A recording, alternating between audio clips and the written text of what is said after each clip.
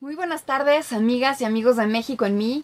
Bienvenidos a otra edición más de nuestro programa México en Mí. De verdad tenemos hoy, para mí es un gusto presentar al invitado de lujo que tenemos, Saltiel. Te agradezco en el alma que estés hoy con nosotros. Tenemos hoy a Enrique Saltiel, a la triste y Lozano, en nuestra cabina. Bienvenida también a mi querida Elena. Gracias, Dora Luz, es un placer también y un honor tener a un personaje tan distinguido de la cultura, de la diplomacia y de la literatura, ¿no? De este país. Así es. Saltiel, Saltiel es escritor, diplomático y promotor cultural aquí en México, y precisamente es un experto del tema que queremos hoy tocar. Y pues bueno, justamente es Saltiel y vamos a entrar ya de lleno a nuestro tema. Yo quisiera platicar del tema de la cultura. ¿Qué es la cultura? ¿Qué entendemos como cultura? ¿Y cómo es que la cultura puede realmente cambiar sociedades, mover a la comunidad, para bien o para mal? ¿Cómo realmente podemos llegar? ¿La cultura la traemos genética o la tenemos en casa o la vamos adquiriendo con la educación o con las experiencias? Todo estos son los temas que queremos hoy platicar con el experto. Muchas gracias por estar aquí, Saltiel. No, gracias a ustedes por invitarme. Estoy muy contento, muy amable. Mira, el problema primero que se presenta es qué entendemos por cultura, ¿no? Así es. O sea, la gente cree que tener cultura es saber cosas artísticas, ¿no? Entonces, si yo sé de ópera, soy un hombre culto, ¿no? Claro. Si sé de pintura, soy un hombre culto, pero la cultura no es ese, es un conocimiento artístico, estético. Por cultura debemos entender hacer mejor lo que ya hacemos. O sea, la cultura sirve esencialmente para eso, para hacer mejor lo que ya hacemos. Todo mundo tiene una cultura de la higiene, por ejemplo. Así ¿No? es. No todos. No, es que todos tienen una cultura de la higiene. Algunos, esa cultura no les permite tener prácticas de salud, de prácticas higiénicas, pero tienen una cultura que les lleva a hacer eso. Cuando tú incrementas esta cultura, entonces vas teniendo prácticas higiénicas que te hacen vivir mejor, que te hacen tener más higiene. En México, por ejemplo, tenemos un problema serio de cultura, es la cultura del agua, y me refiero a la Ciudad de México. Sí. No, porque nosotros no tenemos una cultura del agua, porque de esta ciudad el agua ha sido el enemigo mayor. O sea, esta ciudad se fundó en el agua y su enemigo era el agua, porque era la que lo inundaba, la que no lo dejaba hacer, la que no le dejaba crecer. Entonces tenemos genéticamente, históricamente, vamos heredando una cultura mala sobre el agua, digamos. Hasta los años 70, no había una casa que no se hubiera inundado en la Ciudad de México alguna vez, Bueno. en donde fuera. ¿Por qué? Porque en la temporada de lluvias el agua cae sobre la ciudad, porque era una laguna, y costaba mucho trabajo sacarla. Entonces siempre había inundaciones, agua. demasiado. Oye, Entonces, eso nos llevó a tener como esa cultura de desperdicio. Claro. Exacto. El origen de la cultura del desperdicio en la Ciudad de México está en que hay demasiada agua y no la queremos. O sea, porque el agua es nuestro enemigo. Una cultura del agua es entender que el agua se comporta de otra manera, hay que hacerla de otra manera, y hay que almacenarla, hay que cuidarla, y eso es la cultura. Claro. ¿No? Entonces, tenemos... Sí. Ahora, ¿cómo se relaciona esa cultura con la educación y con la cultura artística? Bueno, porque cuando tú estás un poco más educado, o sea, que vas a la escuela y que en tu casa van mejorando las prácticas, entonces vas adquiriendo una cultura mejor, ¿no? Claro. Que te permite hacer... Yo no estoy diciendo que no es importante ir a museos, al contrario, cuando uno va a un museo y ve una buena exposición, uno sale cambiado. Claro. ¿No? Sí, de acuerdo. Mira, mi mamá tiene un dicho que siempre nos dice cuando nos llevaba de viaje: niñas, la cultura entra por los pies. Y por eso nos ponía a caminar a caminar por las ciudades a las que nos llevaba y a andar en los museos.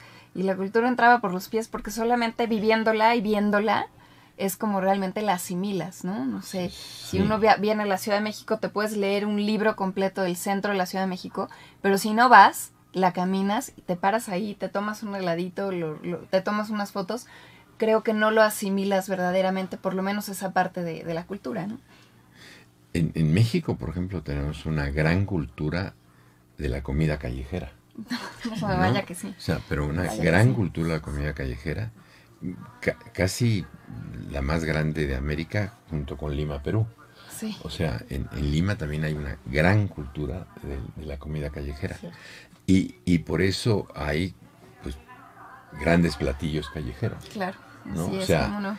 Las tlayudas, tan famosas hoy, son un guiso de la cultura callejera, ¿no? Entonces, las arepas en Lima y en Venezuela y, en fin, un montón de... Cuando tú mejoras esa cultura, pues entonces sabes en qué lugar irlo a tomar mejor, porque son mejores, son... Más ricas. Más ricas y más porque baratas. Porque ni te fijas en la higiene, ni te fijas en la parte nutrimental. Te fijas en dónde están más ricas. Claro, ¿no? Exactamente.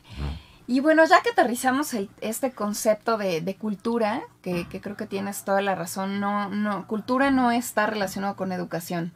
No necesariamente una persona que tiene 5 doctorados necesariamente tiene una buena o mala cultura. No necesariamente. Y además siempre habrá temas donde conocemos más que otro, ¿no? Sí. Pero hablemos más de la cultura del mexicano y aterrizándolo a los objetivos de nuestro programa, que pues nosotros siempre platicamos de mexicanos exitosos como tú, que son mexicanos que han hecho algo por este país, que siguen trabajando para promover, para mejorar, para incrementar la conciencia del mexicano, que sabemos que tú tienes una larga trayectoria en eso, has representado a México en otros países, has sido diplomático, has llevado, bueno, el tema de la UNAM también es algo que traes.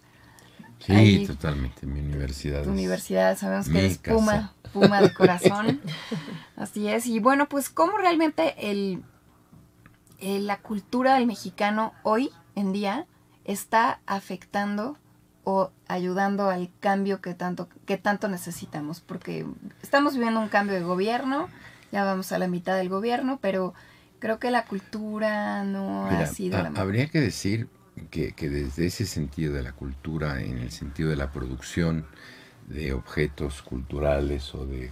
Cuando digo objetos no me refiero a objetos tal, porque un poema es un objeto cultural, claro, ¿no? Digamos. Claro. México es de los países, si algo tiene que presumir, es su cultura. Estoy totalmente de acuerdo.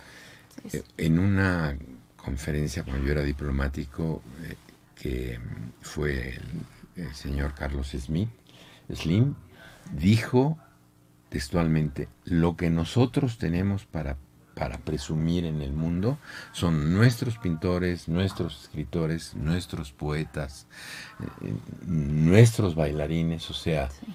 La gastronomía. No hay un industrial, no hay un comerciante que tenga la altura de Octavio Paz, que ahora le acaban de hacer su nicho en San Ildefonso. O sea, no hay la pintura mural de México es la más importante del mundo, la más importante del mundo. La poesía que se escribió en México entre 1940 y 1960 es la más importante de la lengua española.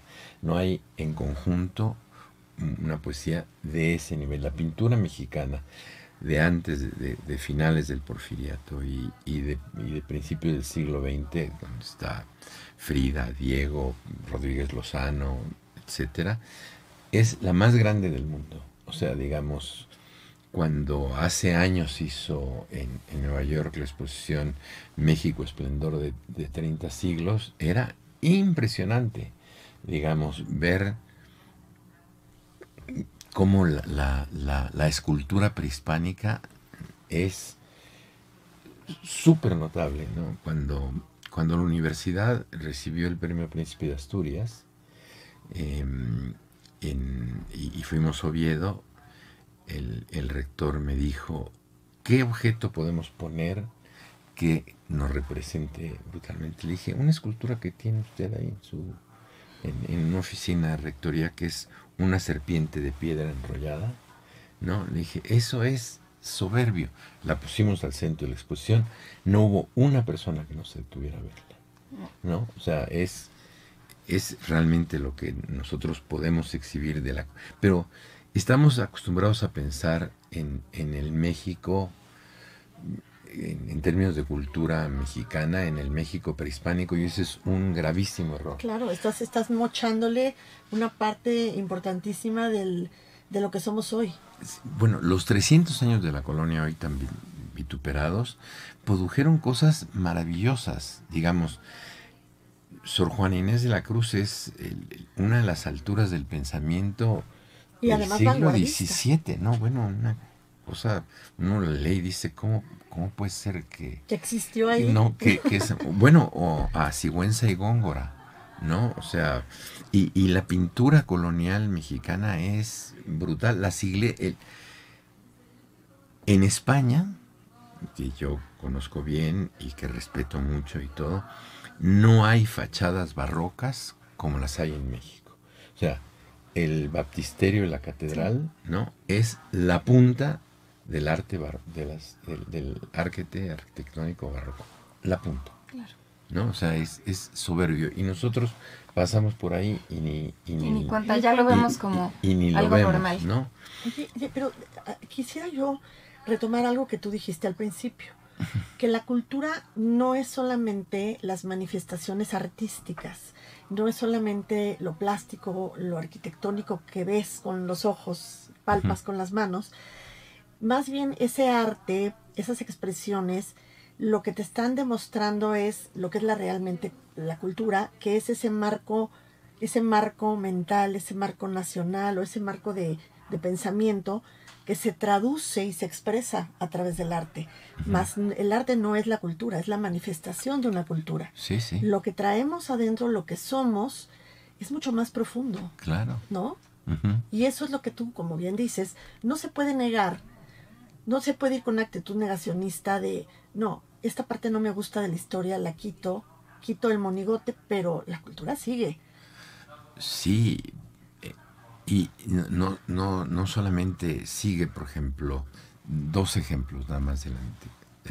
Cuando Cortés y sus soldados llegan y ven la gran Tenochtitlan, dicen, no hay ciudad en Europa tan importante, tan bella y tan grande como esta.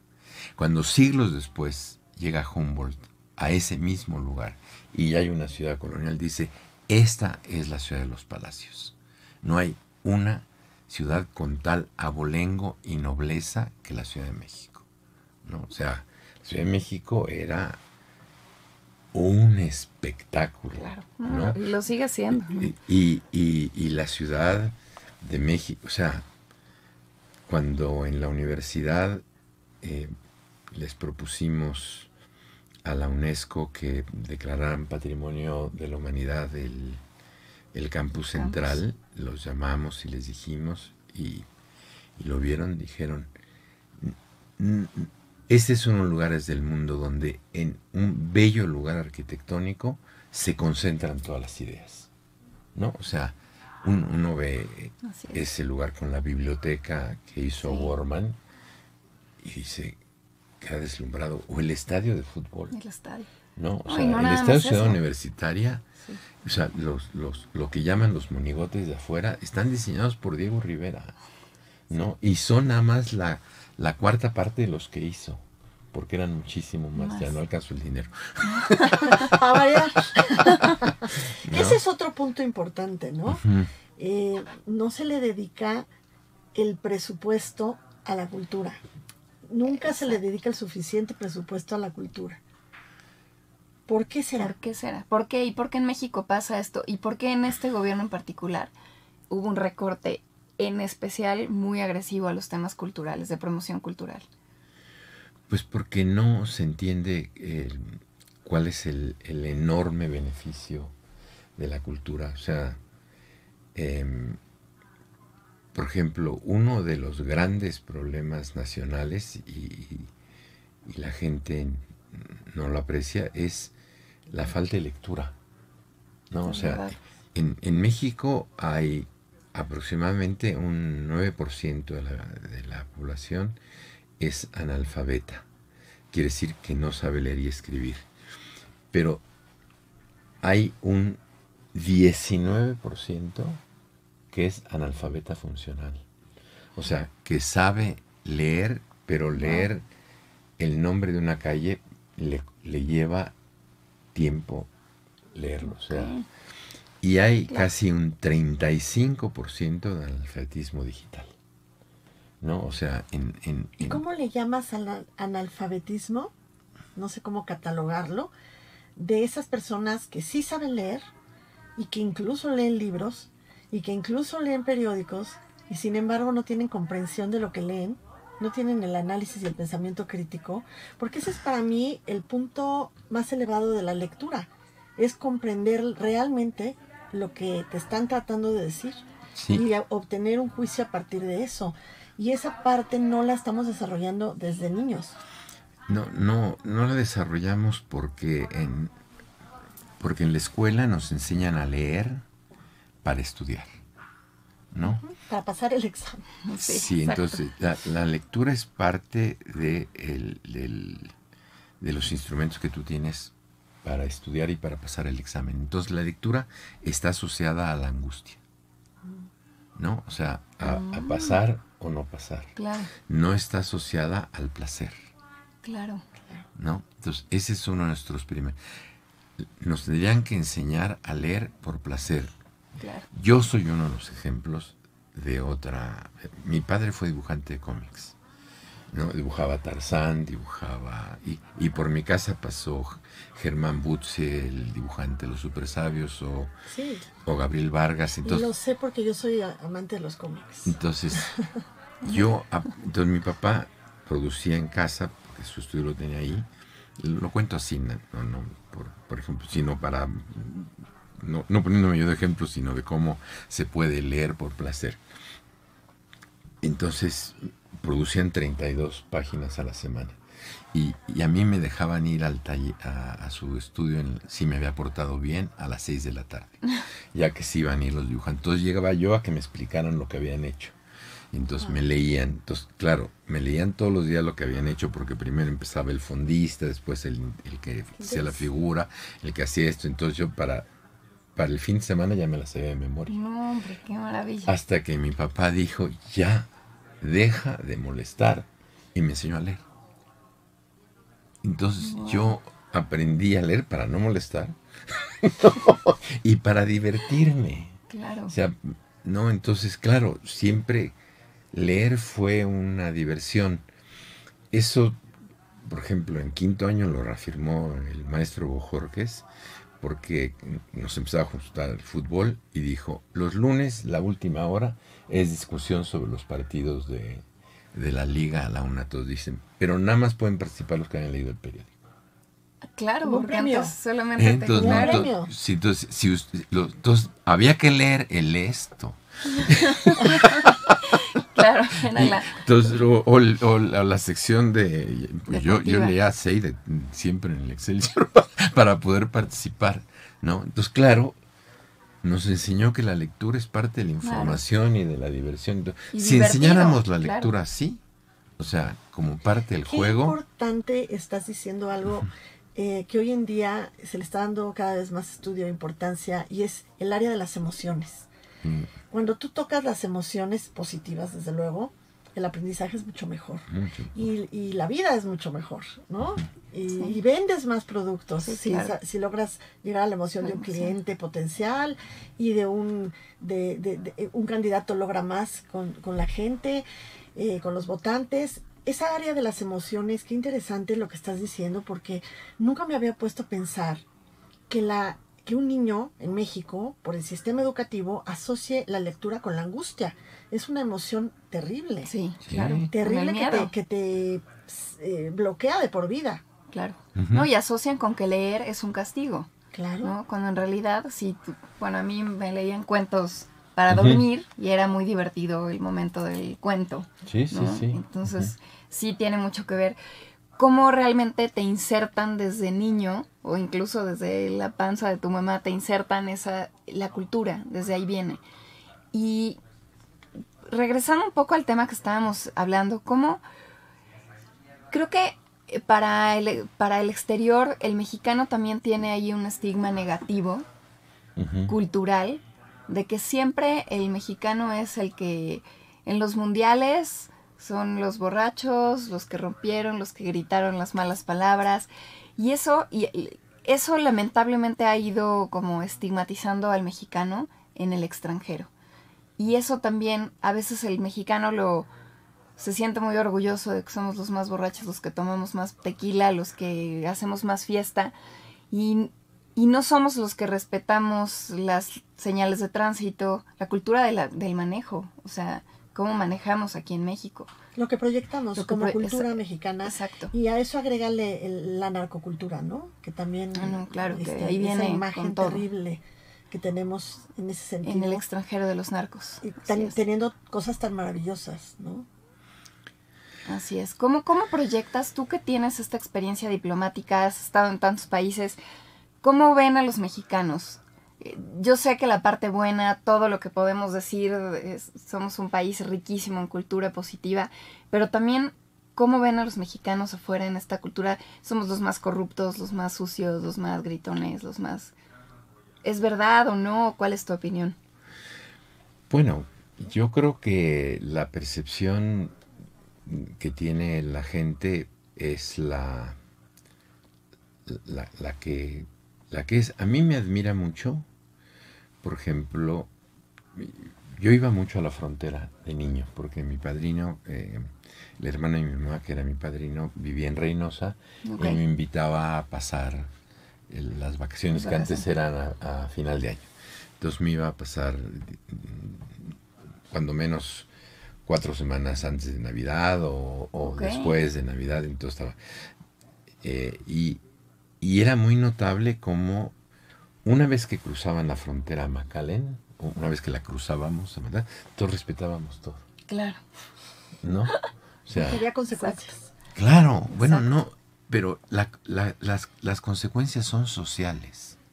O sea, la mayor consecuencia que hay para alguien, el castigo, es una consecuencia social. Por ejemplo, está demostrado que en un sistema de créditos en la India, por ejemplo, es a palabra, ¿no? Entonces tú vas y pides una cantidad de dinero y te la dan a tu palabra. Si no cumples, te ponen en un pizarrón. Entonces toda la comunidad sabe que fulano de tal o fulano de tal no cumplió. Y con tal de no estar en este pizarrón, entonces todo el mundo paga. Pagan. Claro, claro, la consecuencia. El prestigio mayor, o sea, el inhibidor mayor es el prestigio social. Claro. En México lo que sucede es que parte de ese prestigio es la violencia. O sea, el que es más violento o el que hace más bullying en el salón, es el más macho. El que tiene eso. O el que se pasa de vivo. Claro. O el que tranza. El que agandalla. Sí, pues el que no tranza no avanza. Exacto. ¿no? Terrible. Entonces, la cultura serviría para cambiar esos esquemas. O sea, el que no tranza es el que es mejor, el que está... Es eso que pasa en otros países, exacto. ¿no? Por ejemplo, en Europa, tú vas en el coche y cuando vas a dar vuelta a la derecha o a la izquierda, está en la raya de peatones y eso es alto. Aunque tengas el SIGA, eso es alto. Y si te atreves a pasar, ¿no? Bueno, te golpean el coche, te dicen y te ponen una multa, ¿no? O sea, no se puede. O sea, eso es la cultura. O sea, la cultura del respeto. Del respeto, exacto. En México está poco valorada. Y eso es lo que... Son esas las cosas que a partir de mejorar la cultura se irían mejorando. O sea, que la violencia no es buena, que que respetar a las mujeres es indispensable para que la sociedad avance, ¿no? Que respetar a los niños y que los niños respeten también es indispensable. Tenemos una cultura muy poco ligada a la obligación, ¿no? Entonces, los mexicanos tendemos a pensar que tenemos derechos y no tenemos deberes, ¿no? Y parte importante es tener deberes. O sea, José Saramago, cuando recibió el premio Nobel ya hace 20 y tantos años, este año se cumplen, por cierto, 100 años de su nacimiento, su discurso lo dedicó a decir: ya que reclamamos tantos derechos, es momento de reclamar también de que los ciudadanos impongan que tenemos que tener deberes. La carta de obligaciones ciudadanas, que en alguna ocasión... Y es que ser ciudadano debe ser de tiempo completo, no nomás cuando vas y votas, ¿no? Sí. Es de tiempo, es una actitud. Así es, completamente. Y bueno, en este programa tenemos como lema promover el orgullo de ser mexicanos. Creo que es muy importante sentir ese orgullo, pero no en plan patriotero de que viva México, no, realmente lo bueno que tenemos. Y conocer esa cultura, porque a través de conocer esas manifestaciones culturales, todo lo bueno que tenemos, desde lo que decíamos de la comida hasta las cosas de antes, de durante, de después, todo lo que comprende en global nuestra cultura, mientras más la conozcamos, mientras más nos adentremos, más orgullo sentiremos y más orgullo sentiremos de nosotros mismos también, y eso nos puede llevar a cambiar lo que está mal. Porque cuando nosotros nos conformamos con lo mediocre, cuando nosotros incluso pues hasta nos enorgullecemos de hacer lo que está mal, pues es como un ancla, ¿sabes? Es como un ancla que no nos deja avanzar. Entonces, qué importante es tener ese contacto con la cultura y también esa educación cívica y ese orgullo de verdad de ser lo mejor, ¿no? Sí. Lo mejor que podemos ser. Bueno, y estar orgullosos de todo lo que tenemos. Por ejemplo, pocos compositores en el mundo como Agustín Lara, por ejemplo, ¿no? O sea, compuso tangos, boleros y todo. O sea, tener un compositor de ese nivel, con esa capacidad de versificación que tenía él, es un orgullo. O sea, ¿no? La mujer que se aburre como pavo real. Bueno, esa es una metáfora divina, ¿no? Divina. La suave patria, un poema que la gente dice, es patriotero, es monumental. Uno de los grandes poetas de América Latina, Jorge Luis Borges, ¿no? Me lo recitó completito en Buenos Aires, ¿no? Wow. Completo. Toda la suave patria. Me dijo, ¿usted sabe lo que es eso? O sea, lo que tenemos, la suave patria, o sea, tener a Lara, a este gran poeta de López Velarde, ¿no? Tener a la familia Burrón. La familia Burrón es un cómic soberbio, o sea, es la creación del lenguaje popular literariamente en un cómic, como en pocos lugares se han hecho. Bueno, Chava Flores, ya no, digamos, bueno, y Frida, ¿no? Claro. O sea, cualquier cosa que nosotros podamos ver de Cantinflas. O sea, metía una palabra al diccionario, cantinflear, ¿no? O sea, la creó él a partir de una actitud, ¿no? No existía el término para describir eso. Para decir, él lo creó. Entonces, bueno, el cine mexicano de los años 30 y 40, en ese tiempo, fue el cine más visto en América y España, ¿no? O sea, con esas figuras que no mueren y que aún hoy son símbolos de la cultura. Así es. El mejor museo de un trío mexicano, que a mí me parece el mejor, que se llama Los Tres Calaveras, mejor que Los Panchos. El mejor museo está en el País Vasco. De los tres calaveras. De los tres calaveras. Mira, no sé si no sabía eso. No, ni yo. Mira, qué interesante. Sí. Pues realmente necesitaríamos muchos programas y realmente nuestro programa de México en mí está dedicado en gran parte a exaltar todo este tipo de cosas que enriquecen al país, la historia de México, a los mexicanos como sociedad, y que muchas veces, así como se nos hace muy normal pasar frente a la catedral, y no voltearla ni siquiera a ver, pasar frente a estos monumentos arquitectónicos que tenemos en la ciudad, tal vez así pasa nuestra vida y no nos vamos dando cuenta que somos mexicanos, que vivimos en un país privilegiado, que realmente tenemos mucho de qué sentirnos orgullosos, y diario yo los invito a que hagamos conciencia de una cosa: el cine mexicano, la gastronomía, la arquitectura, el lenguaje, la cultura. Hay infinidad de cosas en este país que podemos investigar, leer, ir a lugares que podemos ir a visitar, pueblitos mágicos. Este país tiene todo tipo de geografías, climas, ecosistemas, y debemos de verdad de retomar eso y recordar que somos mexicanos y que hay mucho más cosas buenas que malas, que sí estamos quizá pasando por un bache histórico complicado, pero que hay mucho más por qué salir. Y bueno, se nos está terminando el tiempo del programa, se me pasó rapidísimo, Saltiel, contigo el tiempo siempre se va muy rápido, pero quisiera que nos pudieran, Elena y tú, dejar un mensaje final para nuestro auditorio respecto a esto, ¿no? Al orgullo de sentirse mexicano y la cultura. ¿Qué cultura queremos vivir y proyectar hacia el extranjero?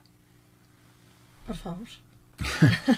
Yo diría que ser mexicano es una fortuna.